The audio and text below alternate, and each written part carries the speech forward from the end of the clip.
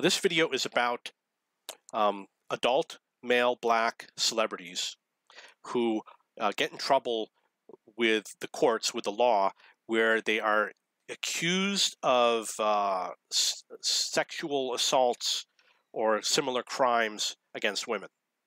They're talking about Mike Tyson, Kobe. Well, okay, so they're not all that, because Michael Jackson was accused of something else. Kobe Bryant, Mike Tyson, Bill Cosby, Michael Jackson. There have been others. I don't remember all of the people that have come up over the years. I am the type of person that I don't believe what I hear just because somebody says it or just because it's in the media. I'm not a conformist. There are people who are conformists. My understanding is that they may be liberals, and if the media says it, they just believe it. Or if it comes from their media, they believe it because somebody else believes it. And I've met conformist people before. So when I hear these things, I think, well, I know that the media, there's a lot of fake news. I've known it for a long time before Trump started mentioning it. So I researched. I said, I want to read the press releases. Most of the press releases will show accusations, but occasionally you'll find one that has more information and it will give you more details about what happened. Those are the ones that you want to find. And I would read the accusations. Okay, let's look at what this woman said. What did this woman say against this man? And you'd read the accusations, and I said, these accusations sound stupid. They sound silly. They don't sound like crimes occurred. A lot of the accusers had consensual relationships with the people that they were accusing, or what they described as a crime was that they were being touched somewhere. Like Kobe Bryant, I think it was that he touched the woman on the shoulder, and that was the crime. That is not a crime. It's not a crime to touch someone on a shoulder. If a crime occurred, you have to say exactly what happened. Otherwise, you haven't proven that something has happened. It's just an accusation. So Mike Tyson was accused of a crime against his wife, who he had a lot of consensual relationships with. How do you decide that one day a relationship is not consensual? Who gets to make that decision? We don't know because we weren't there. But you can't take one person's testimony over another and say, Robin Givens is right and Mike Tyson has to be wrong. It doesn't work that way. You have to look at what both people say. And these are people that had a consensual relationship. I believe, I don't know how long it was, but it was for many years. They were married. To one day have it not be consensual, you got to know more about the details of what had happened. And there's something suspicious about the story. It doesn't match the story of, for example, a jogger running through the park and being assaulted. That is not a consensual relationship. That's a crime. So we got a very gray area. And Mike Tyson went to prison for 10 years, I believe, because of what happened. So then Kobe Bryant, he was in a hotel. The woman worked at the front desk. He went up to his room, and he must have invited her up, or she came up on her own. So there was something consensual going on. He did not force her to enter his room. She went in voluntarily. I'm 47 years old. I've known a lot of women. Women do not enter the room, a hotel room or a bedroom of a man. They don't go to a house of a man or an apartment of a man unless they intend to have a consensual relationship. That's the way it works in the United States of America. Anyone who says otherwise is not telling the truth. Known lots of women, and if for any reason I needed them to come to my dorm room for any reason, or to come to my house or my apartment, they just absolutely refused. They won't even walk near me when I'm out on the street, even if you're surrounded by lots of people. When there's a homeless person, they don't walk like this. They walk around like that. I've seen it so many times. Women avoid men, especially men that they don't know. So this woman going in to Kobe Bryant's room, she did so voluntarily. There's a presumption that she may have a consensual relationship with him. We don't know.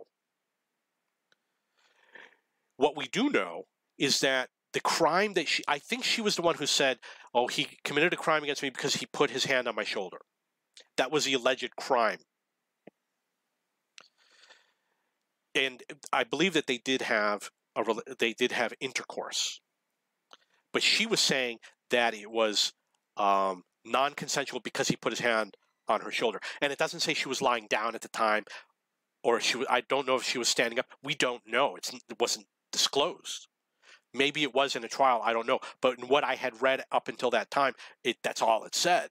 And if there was something that was a smoking gun evidence, it should be in the press release. It should be available information before the media starts saying that this guy's guilty. Now, the other thing that came out is that this woman had had consensual sex.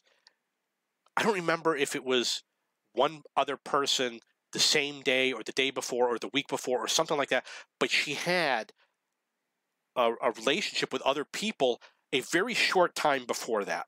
And the reason why I don't remember is because comedians joke around about it. The comedians always say, oh, she had sex with 7 other guys that week.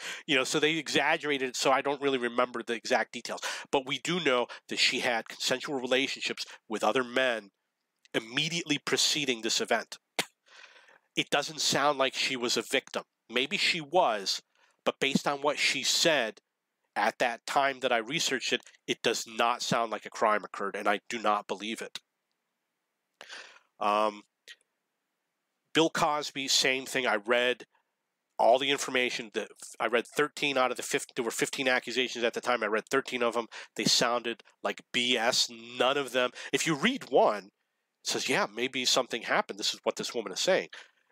But if you read 13 of them and you start to see, okay, this is not real. This doesn't sound like 13 different people having a problem, having a crime occurring. It sounds like 13 people copying the first person.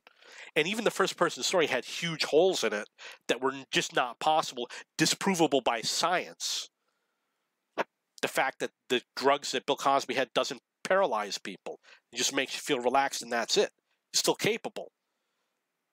So I believe that the media targets celebrities. There have been other celebrities like Mel Gibson and Alec Baldwin who've been targeted by the media. And I do not believe that these people are guilty. I believe it's BS. People should beware the media. The media is out for the profit motive. There are cases. There was a guy who punched a woman and knocked her out. And it's on video, so we know what happened. But what people don't realize is that men wrote the code, the laws. The laws have largely been written by men. And the laws have largely been written to criminalize behaviors that men engage in, which is physical behaviors. Women engage in emotional and similar social behaviors.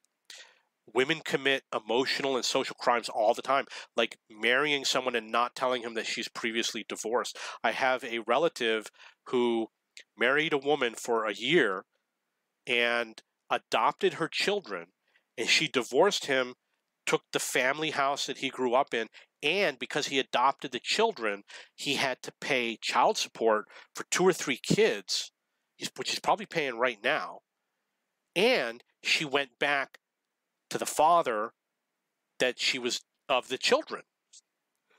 That's a crazy story. It really sounds immoral. But women didn't write the laws for the types of crimes that women commit.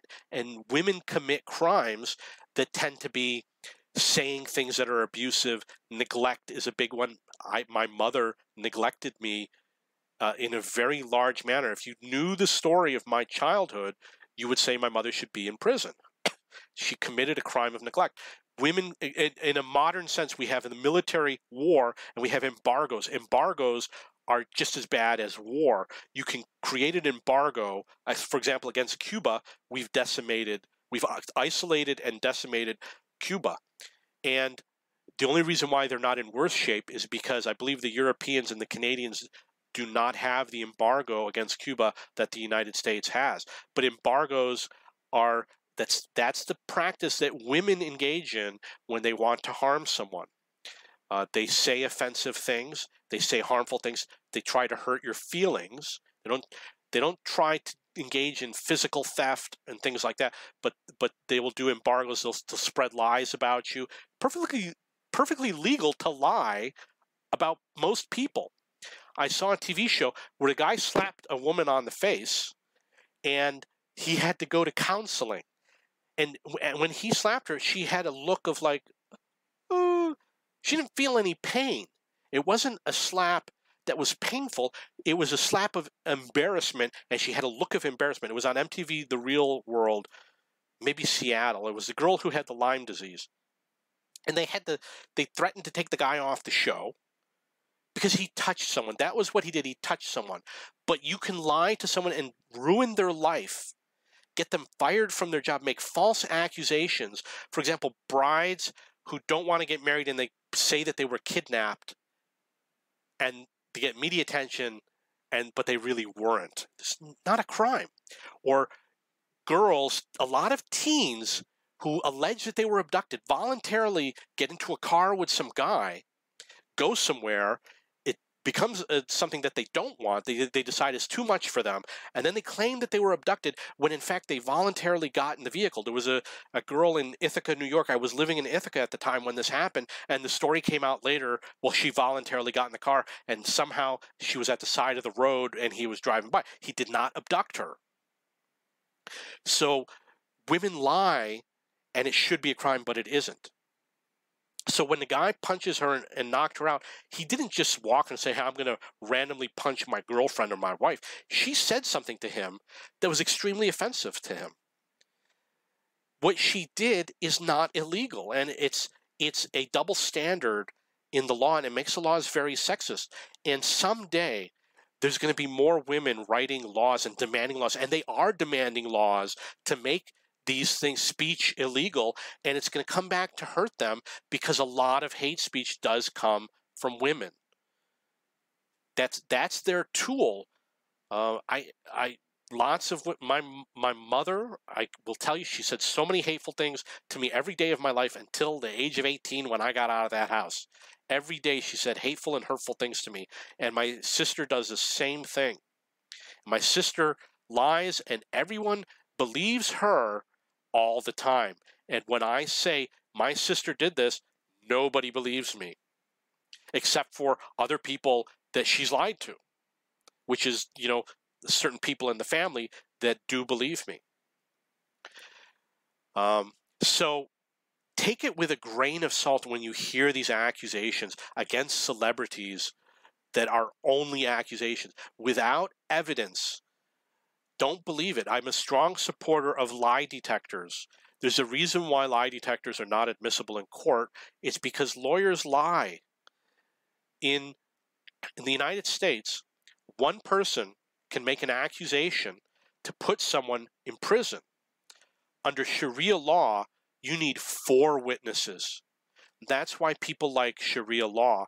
If you're innocent, you have better protection under Sharia law than you have in the United States. It's good for people who are not criminals. So it's a bad system. I'm going to talk about the Central Park jogger. She deserves a different video. This woman lied in court. I was living near New York City. I don't think I was in New York City at the time. And she claims that she was assaulted by 17 boys.